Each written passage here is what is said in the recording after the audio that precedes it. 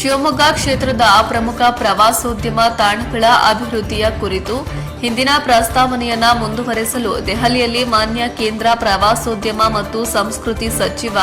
Shri Gajendra Singh Shekhawat G ಅವರನ್ನ ಭೇಟಿಯಾಗಿ ಚರ್ಚಿಸಿದ ಶಿವಮೊಗ್ಗ ಲೋಕಸಭಾ ಕ್ಷೇತ್ರದ ಜನಪ್ರಿಯ ಸಂಸತ್ ಸದಸ್ಯರಾದ ಶ್ರೀ ಬಿವೈ ರಾಘವೇಂದ್ರ ಅವರು ರಾಜ್ಯಗಳಿಗೆ ಬಂಡವಾಳ ಹೂಡಿಕೆಗಾಗಿ ವಿಶೇಷ ಸಹಾಯದ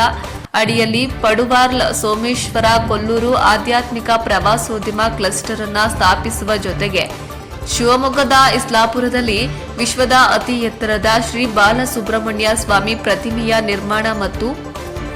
ಅಗತ್ಯ ಮೂಲಸೌಕರ್ಯ ಕಾಮಗಾರಿಗಳನ್ನು ಕೈಗೊಳ್ಳುವ ವಿನಂತಿಯನ್ನ ಪುನರುಚ್ಚರಿಸಿದರು. ಮತ್ತು ಇದೇ ಸಂದರ್ಭದಲ್ಲಿ ಶಿವಮೊಗ್ಗದ ಪ್ರವಾಸೋದ್ಯಮ ಬೆಳವಣಿಗೆಗೆ